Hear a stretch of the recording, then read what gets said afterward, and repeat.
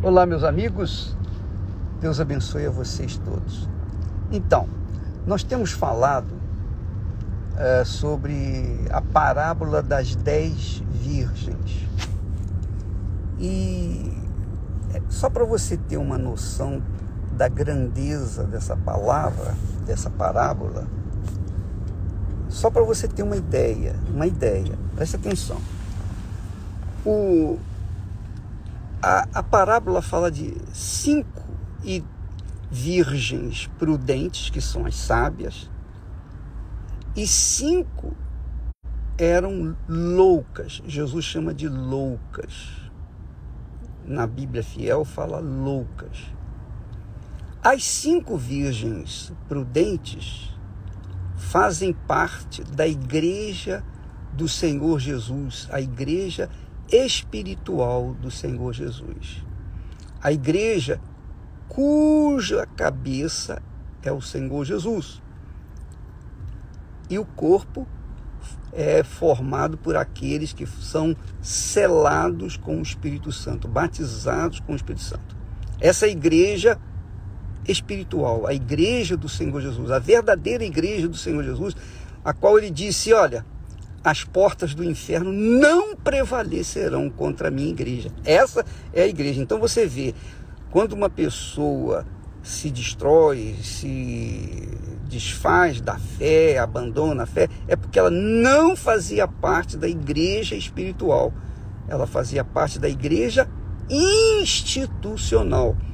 A igreja institucional é formada por as igrejas evangélicas, as igrejas denominacionais, a igreja A, B, C, D, universal, inclusive.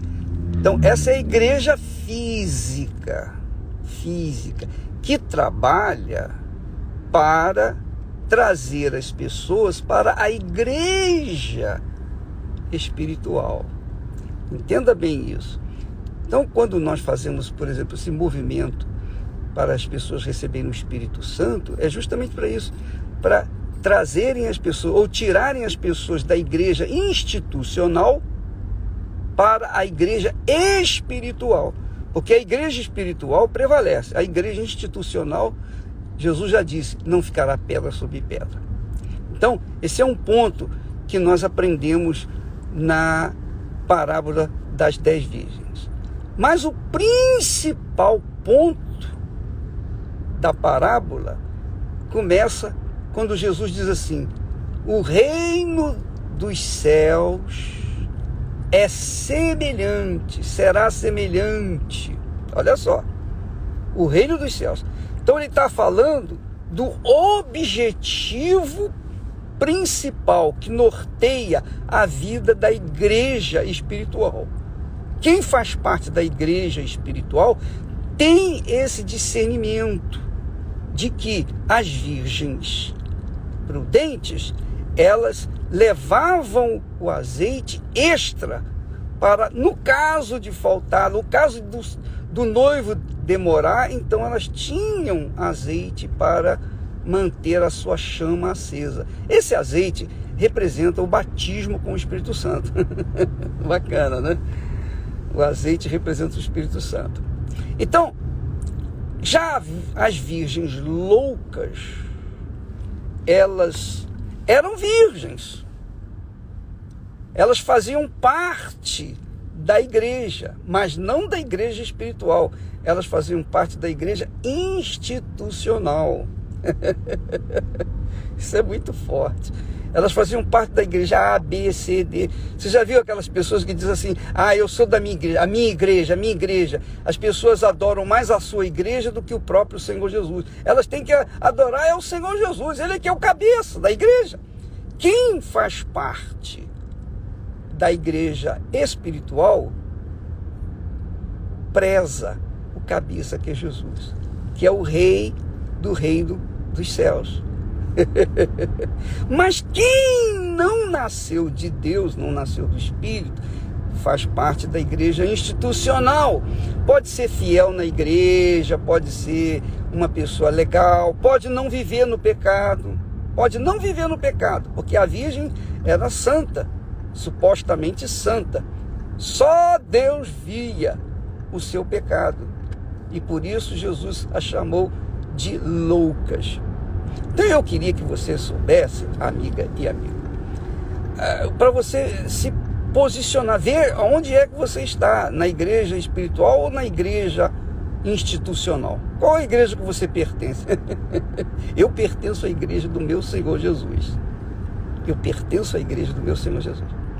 Mas isso é para se pensar, raciocinar e avaliar. Outro ponto que nós observamos nas virgens loucas, por que elas eram loucas? Por que Jesus as chama de loucas?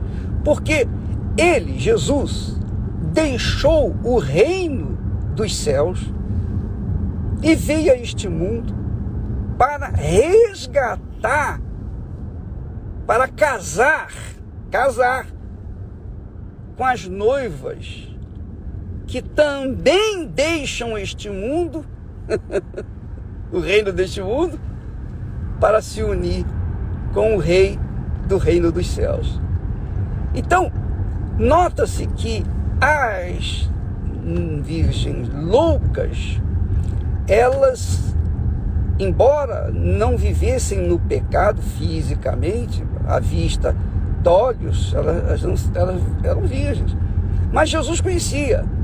E qual era o maior pecado delas? Elas queriam o reino dos céus. Elas iam ao encontro do rei do reino dos céus. Só que elas estavam tão ocupadas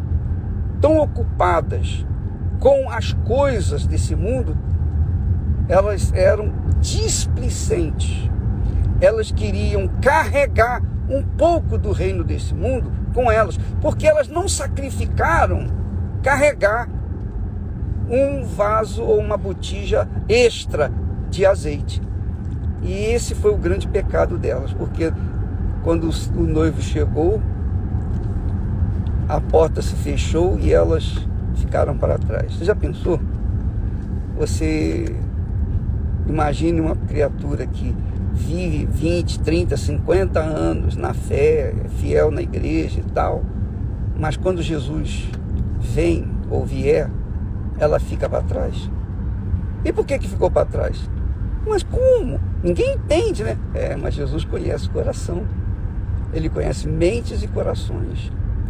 Então, quando a pessoa ficar para trás, ou quando a pessoa fica para trás, é porque tinha razão de ficar para trás. Jesus não é injusto. E naquele momento, elas disseram: Senhor, Senhor. Ele disse: abre-nos a porta, Senhor. Ele disse: não vos conheço. Você não casou comigo. Eu larguei o reino do meu pai, o reino dos céus, para vir aqui nesta porcaria de mundo para salvar a sua vida. Mas você não entregou a sua vida para mim. Você entregou a sua vida para a igreja institucional. E aí não tem casamento. Fica para trás. Deus abençoe a todos. E não se esqueça, por favor, eu queria fortalecer essa ideia. Não se esqueça de que neste domingo nós estaremos no mutirão de fé, em oração, clamor pelas pessoas que vivem no vazio, ou que estão vazias, que têm um vazio enorme dentro de si. Em todas as igrejas universal do Reino de Deus do planeta, nós estaremos numa só fé, num só espírito, lutando por aqueles que estão vivendo o vazio de cada dia. Você nos ajude e traga uma pessoa que você conhece que esteja vazia, tá bom? Deus abençoe e até a próxima. Até amanhã, em nome do Senhor Jesus. Amém.